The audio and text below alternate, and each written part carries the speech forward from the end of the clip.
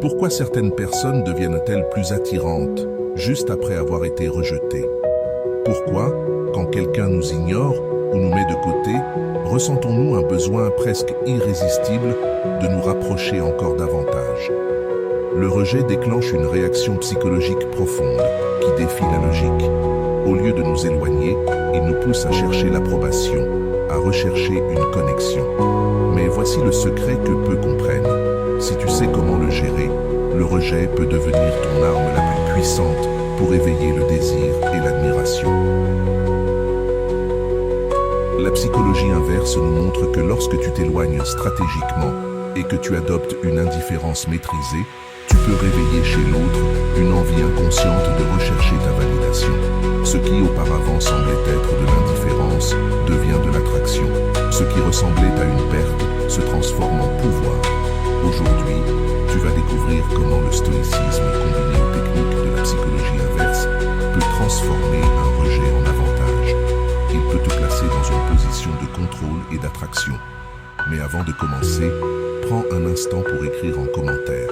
J'ai de la valeur. Fais-le comme un engagement envers toi-même, un premier pas vers la meilleure version de toi. Allons-y ensemble. Numéro 1. Éviter d'insister après un rejet. Insister après un rejet est une réaction naturelle. L'ego cherche à être validé.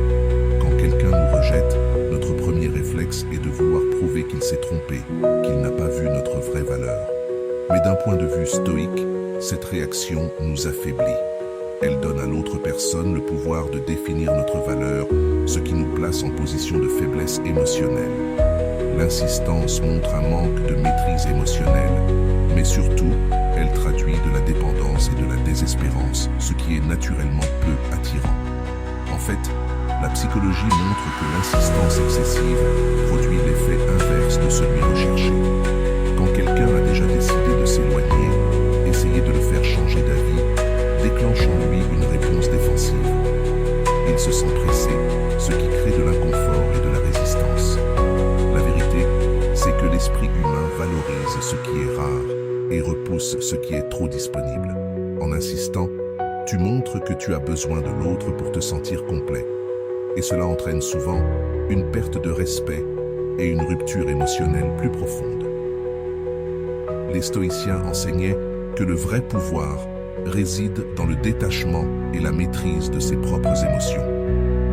Épictète disait que nous ne devons pas nous attacher à ce qui échappe à notre contrôle, et la réaction d'autrui en fait partie. Si quelqu'un te rejette, la réponse la plus puissante est de te retirer avec dignité, sans colère ni supplication. Quand tu t'éloignes sans insister, tu envoies un message très fort. Ma valeur ne dépend pas de ton acceptation. Et cette attitude génère du respect.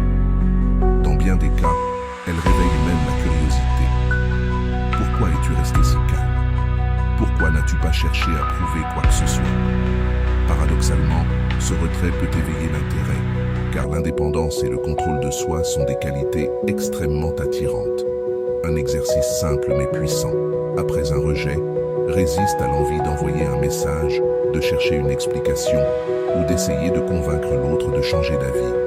Si tu ressens le besoin d'écrire ou de te justifier, arrête-toi, respire, demande-toi, est-ce que cela changera réellement quelque chose ou est-ce juste pour satisfaire mon besoin de contrôle? La réponse sera évidente, cela ne changera rien. Laisse le silence parler. L'absence de réaction transmet de la force. Ne pas réagir avec désespoir, c'est projeter de la stabilité intérieure. Et cela change la perception que l'autre a de toi. Quand tu pratiques ce détachement, tu récupères ton pouvoir. Tu cesses de dépendre de la validation extérieure. Et cela transforme la dynamique entre vous. Tu montres que ta valeur et ton bonheur ne dépendent pas de l'acceptation d'autrui. Ce qui suscite naturellement respect et curiosité. Si la personne revient, ce sera par réel intérêt. Si elle ne revient pas, tu auras renforcé ta capacité à accepter et à avancer. La véritable force réside dans la capacité à lâcher prise sans rancune. Ce qui est fait pour toi viendra à toi, sans que tu aies à le forcer. Avant de continuer, si tu n'es pas encore abonné à ma chaîne YouTube, je t'invite à le faire dès maintenant. seras informé de toutes mes nouvelles vidéos, ce qui te permettra de ne rien manquer de contenu précieux. Numéro 2. Comprendre la douleur du rejet. Le rejet fait mal, car notre cerveau le perçoit comme une menace. Dans les temps anciens, être rejeté par son groupe signifiait souvent la mort, car la survie dépendait du soutien collectif. Aujourd'hui encore, cette réponse biologique reste active.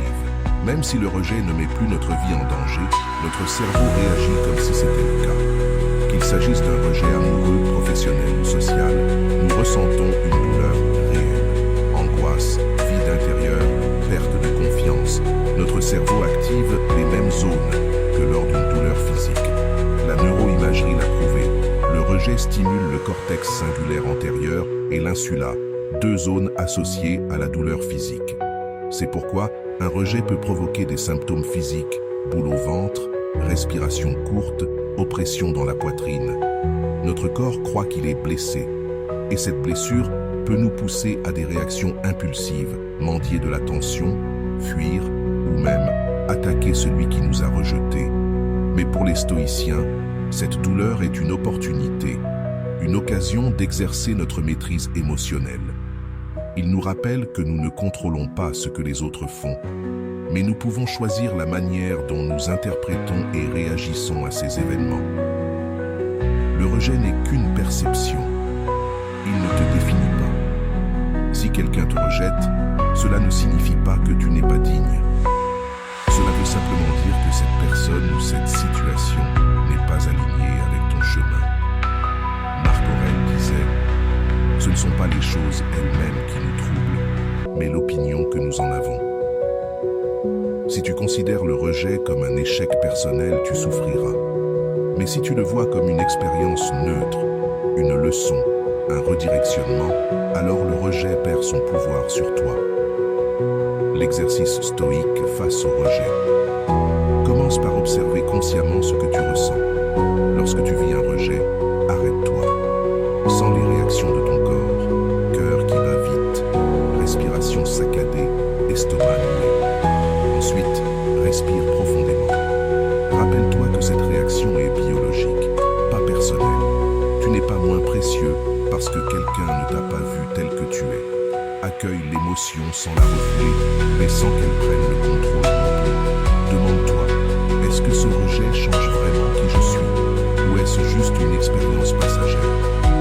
La vérité, c'est que cela ne change rien à ton essence.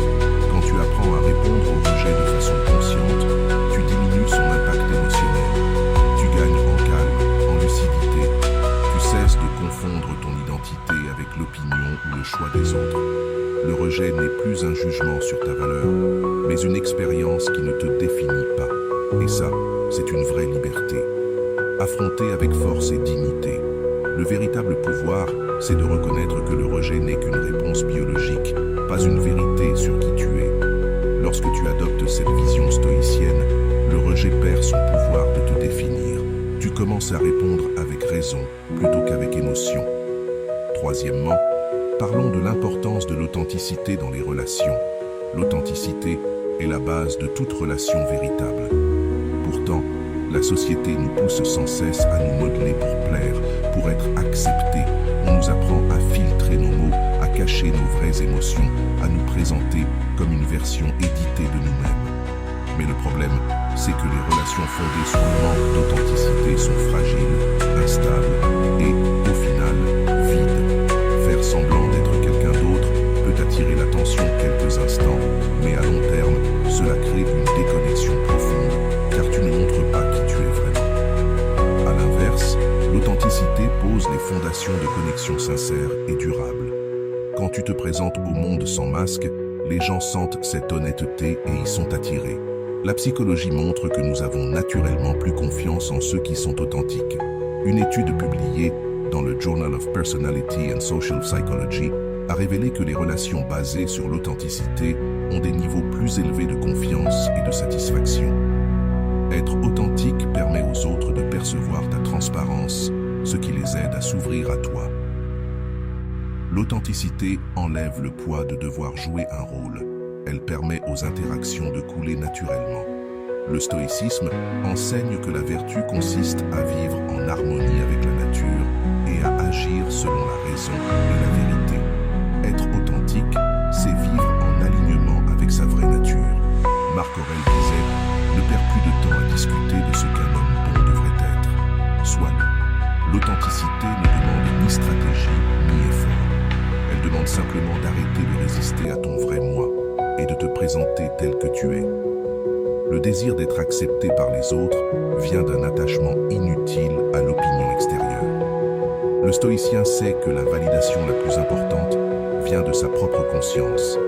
Savoir qu'il agit en accord avec ses valeurs et principes. Il est facile de tomber dans le piège d'adapter ses paroles ou ses actes pour plaire aux autres. On peut croire que montrer son vrai visage nous rendra vulnérables, qu'on risque le rejet. Mais en réalité, c'est l'inverse. Les personnes qui te valorisent pour ton apparence ne te valorisent pas vraiment. Elles aiment l'image que tu projettes, pas toi.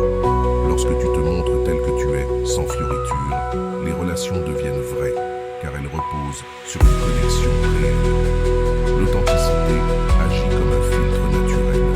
Elle éloigne ceux qui ne te correspondent pas et attire ceux qui résonnent profondément avec ton être.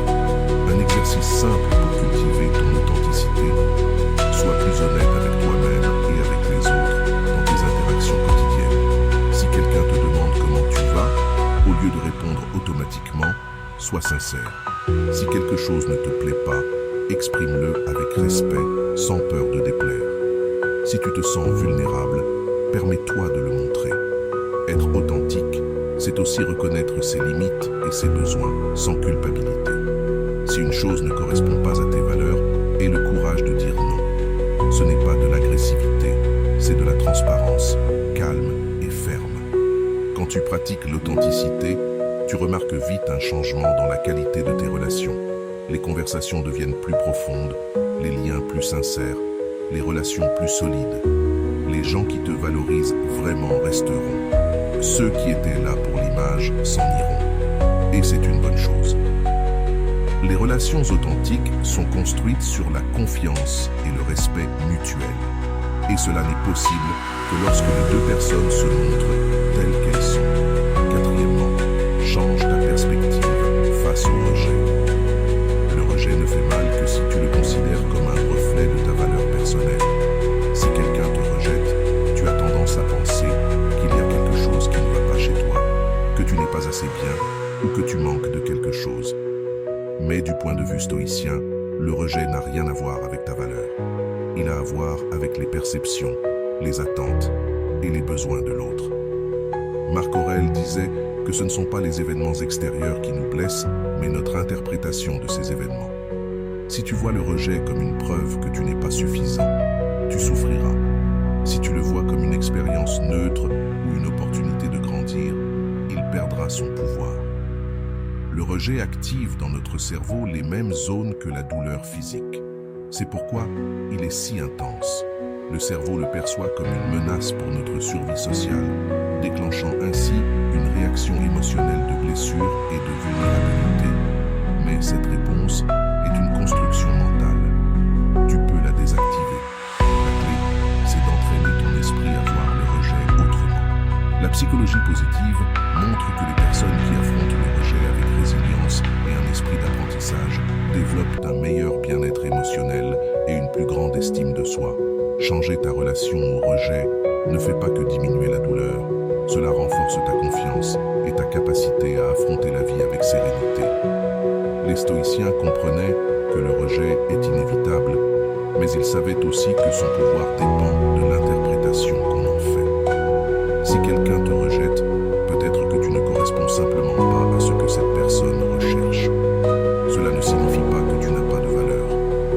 Épictète disait « Concentre-toi sur ce que tu peux contrôler et lâche prise sur le reste ». Tu ne peux pas contrôler si quelqu'un t'accepte ou non, mais tu peux choisir comment tu réagis. Le rejet cesse d'être une blessure lorsque tu l'acceptes comme une partie de l'expérience humaine.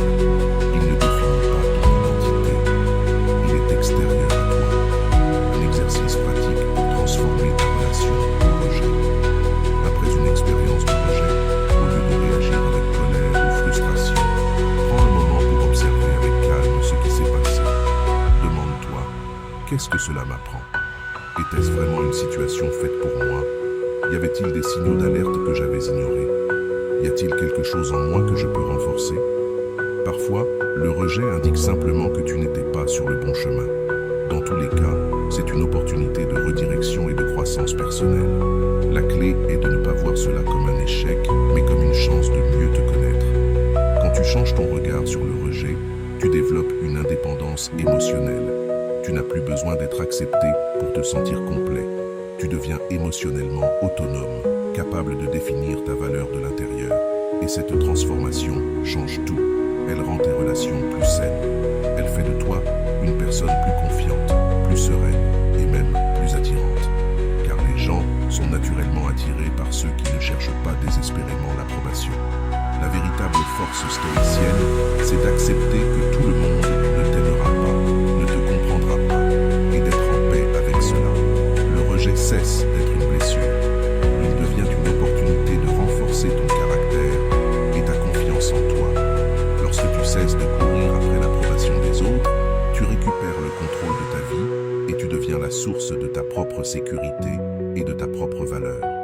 5e point, la véritable base de l'attraction, c'est l'énergie positive.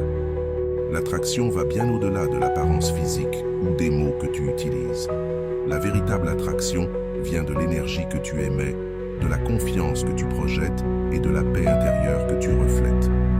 Beaucoup pensent qu'il faut constamment améliorer son apparence, dire les bonnes choses ou s'adapter aux standards sociaux pour être attirant. Mais en réalité, l'attraction authentique ne peut pas être forcée.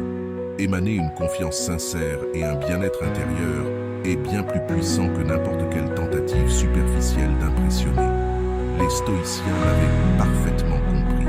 Épictète enseignait que la vraie liberté et le vrai pouvoir viennent de ta capacité à te gouverner toi-même, à ne pas dépendre des circonstances extérieures pour définir ta valeur. Quand tu trouves ta stabilité à l'intérieur de toi, les autres le ressentent et sont naturellement attirés par cette sécurité. La psychologie moderne confirme que nous sommes plus attirés par les personnes qui émettent une énergie positive et émotionnellement stable.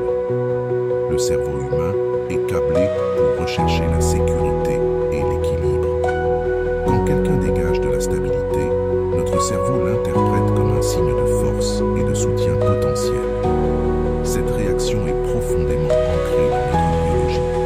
Dans le passé, créer des liens avec des individus émotionnellement stables augmentait nos chances de survie. Ce réflexe reste actif aujourd'hui. On ne cherche pas la perfection. On cherche une personne qui inspire la confiance. L'attraction réelle ne naît pas de l'effort pour impressionner, mais du fait de se présenter comme une personne en paix avec elle-même. Pour les stoïciens, l'attraction ne se provoque pas, elle émerge naturellement lorsque tu atteins l'équilibre intérieur. Marc Aurèle disait que la clé d'une vie pleine réside dans l'alignement entre tes actions, ta raison et la nature. Si tu recherches constamment l'approbation extérieure, ou si tu manipules les perceptions pour être accepté, tu agis depuis un manque, une faiblesse. Mais quand tu te recentres sur toi, sur une vie fidèle à tes valeurs, tu dégages une authenticité magnétique. C'est en arrêtant de chercher à être aimé que tu deviens naturellement attirant, car tu émets une indépendance émotionnelle irrésistible. L'exercice pratique pour développer cette énergie attractive commence par 2 piliers, la gratitude et l'acceptation de soi. La gratitude modifie la chimie de ton cerveau. En te concentrant sur ce que tu as déjà, tu actives les centres de récompense cérébraux. Cela élève ton état émotionnel et te permet d'émettre une énergie plus lumineuse. Chaque jour, consacre quelques minutes à réfléchir aux choses simples pour lesquelles tu es reconnaissant. Une conversation agréable, ta santé, un sourire reçu. L'acceptation personnelle est tout aussi essentielle. T'accepter tel que tu es avec tes forces et tes failles te libère de la dépendance à l'approbation des autres. Quand tu cesses de lutter contre tes imperfections et que tu commences à les embrasser, tu dégages une énergie authentique que les gens perçoivent immédiatement. Prends du temps pour des activités qui t'apportent paix et satisfaction personnelle. Lecture, sport, art. Fais-le non pas pour impressionner, mais parce que cela te rend complet. La paix intérieure et la satisfaction personnelle sont des états émotionnels que les autres perçoivent de manière intuitive. Si quelqu'un sent que tu es heureux sans dépendre d'un regard extérieur, il sera naturellement attiré par toi. Ce que nous cherchons tous, au fond, c'est cette stabilité émotionnelle. Et cette stabilité commence en toi. 6e point, tirer parti du pouvoir de la rareté. La valeur de quelque chose est souvent liée à sa disponibilité. Ce qui est abondant et facilement accessible perd vite de l'intérêt. Les gens désirent ce qui est rare. Pas nécessairement parce que c'est meilleur, mais parce que notre cerveau associe la rareté à la valeur. Quand quelque chose est toujours disponible, cela semble moins précieux, car il n'y a pas d'effort à fournir. C'est pareil dans les relations. Si tu es toujours disponible, si tu réponds immédiatement, si tu fais tous les efforts sans que l'autre ait à en faire, tu deviens prévisible, et donc moins attirant. La psychologie de la rareté a démontré que nous valorisons davantage ce qui est limité. Quand une opportunité est rare, une urgence intérieure se crée pour ne pas la perdre. Ce principe s'applique aux relations humaines, aussi bien qu'aux produits. Si quelqu'un a un accès illimité à toi sans effort, il cesse de te percevoir comme spécial. Le mystère et la distance créent de l'attraction, car ils activent dans le cerveau le système de récompense. Plus quelque chose semble hors d'atteinte, plus la dopamine circule pour nous motiver à l'obtenir. Si tu es toujours disponible, l'autre perd cette motivation. Il n'y a plus de défi, plus rien à poursuivre.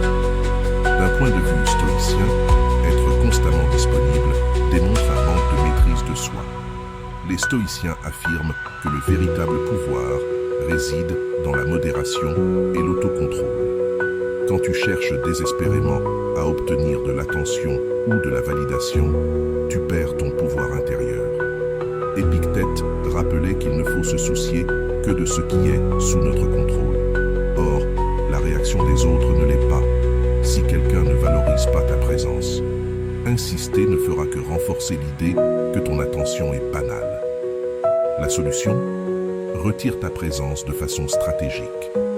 Pas comme un jeu de manipulation, mais comme une preuve de ton indépendance émotionnelle. Réduire ta disponibilité envoie un message clair.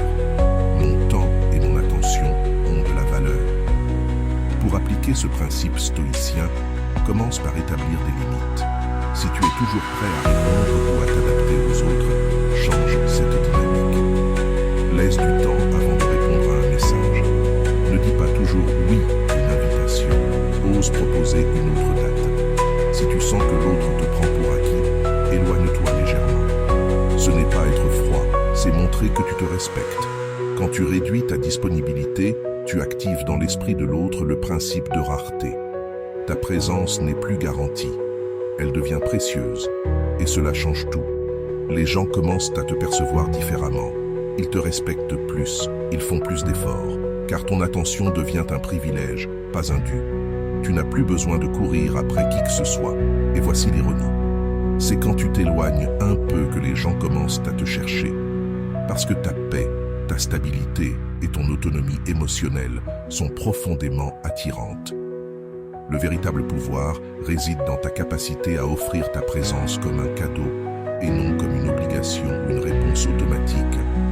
Quand tu comprends le pouvoir de la rareté et que tu l'appliques avec intelligence émotionnelle, tu deviens naturellement attirant. Car ta valeur ne dépend plus de l'acceptation extérieure, mais de la sécurité que tu émets de l'intérieur. Numéro 7. Concentre-toi sur ton développement personnel. Le développement personnel est la base sur laquelle se construit la véritable confiance. Lorsque tu te concentres sur ton évolution intérieure, au lieu de chercher une validation extérieure, tu deviens plus attirant de façon naturelle, car tu dégages une stabilité et une sécurité authentique.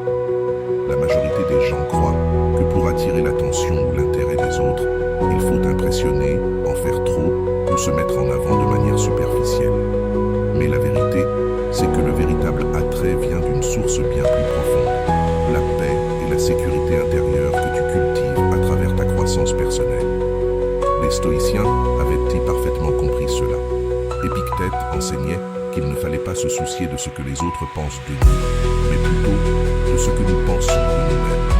Quand tu deviens quelqu'un qui respecte son propre chemin et s'efforce de grandir, ta valeur ne dépend plus de l'opinion des autres. Le développement personnel ne fait pas que renforcer l'estime de soi. Il change aussi la façon dont les autres te perçoivent. Les recherches en psychologie positive montrent que les personnes qui travaillent activement sur elles-mêmes dégagent une énergie magnétique. Pourquoi ? Parce qu'elles investissent dans leur santé, leur savoir et leur bien-être. Cela émet des signaux inconscients qui disent « je suis stable, je suis solide ». La confiance d'une personne bien dans sa peau est naturellement séduisante. Les gens gravitent vers ceux qui ne cherchent pas désespérément l'approbation, mais qui rayonnent de sécurité et de sens. Si tu grandis pour toi-même, sans chercher à impressionner qui que ce soit, cette énergie se ressent comme sincère. Et l'authenticité, elle, est irrésistible. D'un point de vue stoïcien, le développement personnel est une responsabilité intérieure. Marc Aurèle disait que le bonheur et la force viennent de la capacité à se gouverner soi-même et à ne pas dépendre des circonstances extérieures. Si ta valeur dépend de l'admiration ou de l'approbation d'autrui, tu cèdes le contrôle de ta vie. Mais si elle vient de ton progrès personnel, des habitudes que tu cultives et de ta force intérieure, alors personne ne peut t'enlever ce pouvoir. Le vrai charme provient de la sérénité que tu ressens quand tu sais que tu fais ce qui est juste pour toi, peu importe la réaction des autres. La différence entre quelqu'un qui veut impressionner et quelqu'un qui grandit pour lui-même, c'est que le premier est esclave du regard extérieur, alors que le second est libre, car sa valeur est ancrée en lui. Exercice pratique. Commence par te fixer des objectifs de développement personnel, pas des objectifs superficiels comme gagner plus d'argent ou chercher l'admiration, mais des buts intérieurs qui renforcent ta relation avec toi-même. Si tu te sens physiquement faible, engage-toi à entraîner ton corps, pas pour que les autres te trouvent mieux, mais pour que toi, tu te sentes plus fort, plus confiant. Si tu manques de clarté ou de connaissances, investis ton temps dans la lecture, dans l'éducation, pas pour briller en société, mais pour mieux comprendre le monde et t'élever. Si ta vie sociale est pauvre, cherche à créer de nouvelles connexions, pas pour être populaire, mais pour enrichir ta vie de liens sincères. L'essentiel, c'est de tout faire pour toi, pas pour plaire. Quand tu grandis de l'intérieur, tu dégages une énergie nouvelle. Ta confiance se voit dans ton corps, dans ta voix, dans la façon dont tu interagis avec les autres. Tu n'as plus besoin de validation, car tu sais que tu es sur la bonne voie. Et cette posture change la dynamique de toutes tes relations. Les gens viendront à toi, attirés par ton indépendance émotionnelle, par ta sérénité. Le charme ne vient pas de l'effort d'impressionner, mais de la paix que tu émanes. Les stoïciens savaient que le véritable pouvoir vient du contrôle de soi et de la capacité à guider sa vie de l'intérieur. Quand tu fais de ta croissance une priorité, le monde extérieur répond à cette énergie. Tu deviens plus attirant, pas parce que tu le cherches, mais parce que tu as atteint un équilibre intérieur que les autres perçoivent et admirent. Numéro 8. Garde un sens profond du but. Avoir un but donne une direction à ta vie. Cela transforme ta manière d'exister dans le monde. Quand tu sais où tu vas et ce que tu valorises, ton énergie se transforme.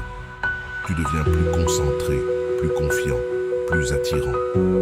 La société veut te faire croire que tu dois chercher la validation extérieure, la reconnaissance sociale, la réussite matérielle. Mais quand tu agis en fonction d'un but profond, tu n'as plus peur du regard des autres. Tu vis selon tes valeurs. Et ça, c'est magnétique.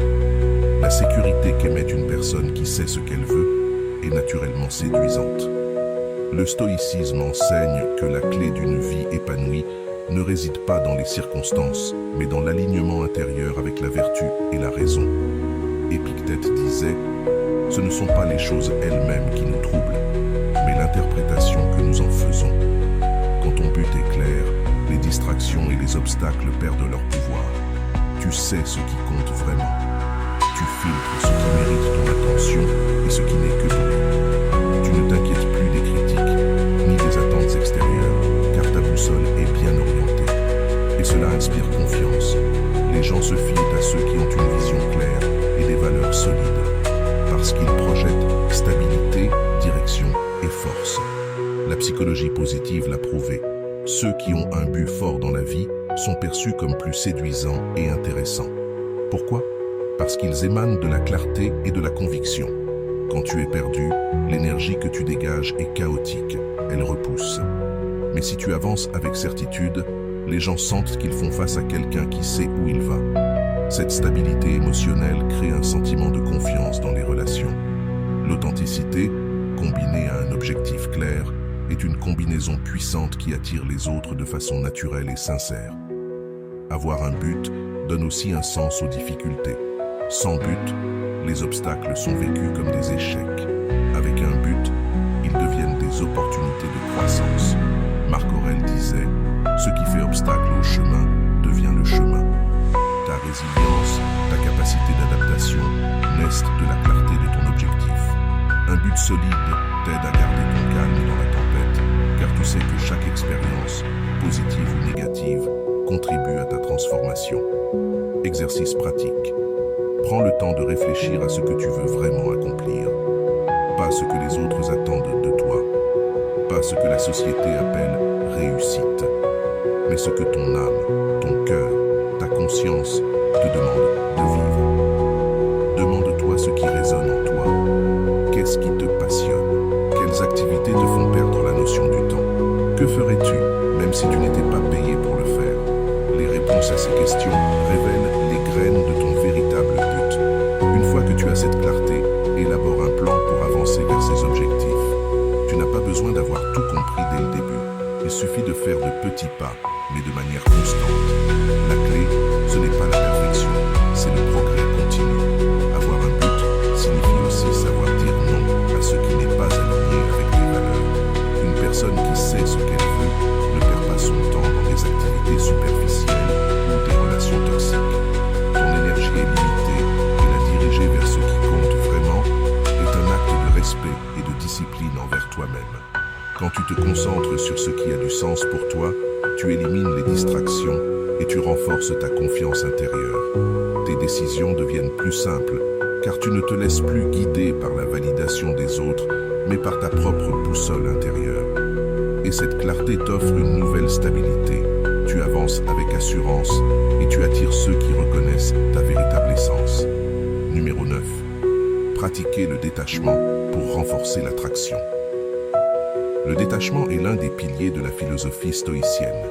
Il s'agit de la capacité à aimer sans avoir besoin de posséder ni d'être aimé en retour. C'est la base même de la liberté émotionnelle. Beaucoup pensent que l'amour et l'acceptation extérieure sont nécessaires pour se sentir complet. Mais les stoïciens te diraient que la véritable force émotionnelle vient de ta capacité à apprécier une relation sans que celle-ci ne définisse ton bonheur ou ta valeur. Épictète enseignait que la paix intérieure repose sur la distinction entre ce que tu peux contrôler et ce que tu ne peux pas. Les émotions ou les décisions d'une autre personne échappent totalement à ton contrôle. Et si tu fais dépendre ton bien-être de cela, tu donnes à quelqu'un d'autre le pouvoir sur ton bonheur. Le véritable pouvoir, c'est d'aimer et de te connecter, mais sans que ton équilibre intérieur dépende de la réponse de l'autre. Détachement ne veut pas dire froideur ni indifférence. Aimer avec détachement, c'est être présent, valoriser la relation, mais sans peur de la perdre. Ce qui cause la souffrance dans les relations, c'est l'idée que l'on a besoin de l'autre pour se sentir complet. Cette mentalité crée de la dépendance, des jalousies, de l'insécurité constante, car on vit dans la peur que l'autre parte ou change d'avis. Le détachement, lui, te libère de cette dynamique. Il te permet de vivre la relation depuis une position d'équilibre. Si la personne reste, tu apprécies. Si elle s'en va, tu acceptes. Mais rien de cela ne remet en cause ta valeur. La relation cesse d'être un besoin pour devenir un choix. Les études en psychologie montrent que les personnes émotionnellement indépendantes sont plus épanouies et vivent des relations plus saines. Et c'est logique. Si tu n'as pas besoin de quelqu'un pour te sentir bien, tu entres dans la relation depuis un espace de plénitude et non de manque. Les relations fondées sur le besoin sont souvent pleines d'insécurité et de contrôle. Celles fondées sur l'indépendance émotionnelle reposent sur le respect et la liberté. Quand tu sais que ton bonheur ne dépend pas de l'autre, tes interactions deviennent plus authentiques, plus sereines. Et c'est précisément cette sécurité intérieure qui attire l'autre vers toi. Les stoïciens comprenaient que la source du malheur n'était pas la perte ni le rejet, mais notre résistance à accepter la réalité telle qu'elle est. Marc Aurèle disait que le vrai pouvoir vient de ta capacité à accepter le cours naturel de la vie, sans attachement, sans lutte. Quand une relation se termine, quand quelqu'un se détourne, ou que les choses ne se passent pas comme prévu, ce n'est pas la situation qui fait souffrir, c'est ton refus de lâcher prise. Le détachement, c'est savoir naviguer dans les circonstances sans te laisser dominer par les émotions. Aimer avec détachement, c'est pouvoir donner sans avoir peur, parce que tu sais que ton bonheur ne dépend pas de la présence de l'autre. Le détachement commence par l'indépendance émotionnelle. Concentre-toi, sur tes objectifs, sur ton propre bien-être. Si tu remarques que tu commences à t'obséder pour le comportement ou la réaction d'une personne, arrête-toi. Recentre ton attention sur toi. Pratique la gratitude. Travaille sur tes forces. Consacre-toi à des activités qui te remplissent. Sport, lecture, méditation ou simplement passer du temps seul. Si une relation t'apporte de l'anxiété ou de la dépendance, prends un peu de distance. Observe ce que tu ressens. Ce qui compte, c'est de préserver ton équilibre intérieur, même quand l'extérieur bouge. Que quelqu'un t'accepte ou te rejette, que la relation dure ou s'arrête, rien de cela ne touche à ta valeur, car ton centre est en toi. Numéro 10. Reprendre le contrôle de ta propre valeur. Le pouvoir personnel commence quand tu reconnais ta propre valeur et que tu arrêtes de la chercher dans les yeux des autres. Beaucoup de gens vivent en quête permanente d'approbation, persuadés que l'amour, l'admiration ou la reconnaissance sont indispensables pour se sentir exister. Mais cette quête traduit un manque de maîtrise intérieure. Épictète l'expliquait très bien. Pour avoir une vie paisible et puissante, concentre-toi uniquement sur ce que tu peux contrôler. Et ce que les autres pensent ou ressentent à ton sujet ne t'appartient pas. Quand tu remets ton estime personnelle entre les mains des autres, tu deviens leur marionnette émotionnelle. S'ils t'acceptent, tu te sens bien. S'ils te rejettent, tu te sens vide. Mais le vrai changement commence lorsque tu reprends le pouvoir et que tu te rends compte que ton bonheur n'a jamais été entre leurs mains. Ce cycle de dépendance émotionnelle t'affaiblit et te maintient dans un état de vulnérabilité constante. Retrouver ton pouvoir personnel signifie rompre ce cycle et reprendre le contrôle de ta propre valeur. Ta valeur ne dépend pas de l'amour, de l'acceptation ou du rejet de quelqu'un d'autre. Elle est déterminée par la relation que tu entretiens avec toi-même, par la manière dont tu te parles, les décisions que tu prends et le respect que tu te donnes. Marc Aurèle disait que le bonheur et la force proviennent de la capacité à se gouverner soi-même et à ne pas laisser les circonstances extérieures nous définir. Si tu bases ta valeur sur l'opinion ou la réponse des autres, tu remets le contrôle de ta vie entre leurs mains. Mais lorsque tu reconnais que tu es déjà suffisant et que ta valeur ne dépend pas de facteurs extérieurs, tu récupères ce pouvoir et tu deviens une force émotionnelle indépendante. Les recherches en psychologie sociale montrent que les personnes qui ont une bonne estime d'elles-mêmes et une autonomie émotionnelle développée sont perçues comme plus attrayantes et ont tendance à créer des relations plus équilibrées et épanouissantes. La raison est simple. Quand tu te respectes, quand tu te présentes comme une personne confiante et indépendante, les autres le ressentent. Ils captent cette énergie et y répondent de manière positive. La sécurité émotionnelle est magnétique, car elle dégage de la stabilité et de la confiance. Quand tu n'as pas besoin que quelqu'un d'autre valide ton existence, tu interagis à partir d'une position de force. Et cette posture engendre naturellement le respect et l'attraction. À l'inverse, la dépendance émotionnelle transmet inconsciemment une sensation de vide. Les gens le perçoivent sans forcément le comprendre, et cela crée de la distance et un désintérêt progressif. D'un point de vue stoïcien, retrouver ton pouvoir personnel implique de te concentrer sur ce que tu peux contrôler, tes pensées, tes actions et ton attitude face à la vie. Si quelqu'un te rejette, ou si une relation ne se passe pas comme tu l'espérais, ce n'est pas entre tes mains. Ce que tu peux maîtriser en revanche, c'est ta façon de comprendre cette situation et d'y répondre. Si une personne s'éloigne de ta vie, cela ne veut pas dire que tu n'as pas de valeur. Cela veut simplement dire que cette personne ou cette situation n'était pas alignée avec toi. Le vrai pouvoir naît lorsque tu peux regarder ce type d'événement et dire « J'accepte ce qui s'est passé, mais ma valeur reste intacte. » Ta capacité à rester émotionnellement stable, même quand tout change autour de toi, est le plus grand signe de ta force personnelle. Et ça commence avec un exercice simple, l'auto-affirmation et la valorisation consciente de qui tu es. Chaque jour, accorde-toi quelques minutes pour réfléchir à tes propres réussites, à ce qui fait ta richesse personnelle. Il ne s'agit pas d'arrogance ni d'égocentrisme, mais de reconnaître ce que tu as déjà accompli et les qualités précieuses que tu portes. Si tu as surmonté un défi, reconnais-le. Si tu possèdes une qualité unique comme l'empathie, la créativité ou la discipline, célèbre-la. Écris chaque jour des affirmations positives qui renforcent ton estime de toi. Je suis suffisant tel que je suis. Je mérite des relations saines et équilibrées. Ma valeur ne dépend pas de l'acceptation des autres. Ces affirmations reprogramment ton esprit et renforcent la connexion avec ton pouvoir intérieur. Si tu es arrivé jusqu'ici, permets-moi de te remercier profondément pour ton temps et ton attention consacrée à cette vidéo. Avant de partir, abonne-toi à la chaîne si ce n'est pas encore fait. Je te laisse ici 2 vidéos qui pourraient t'intéresser. Prends soin de toi et à bientôt.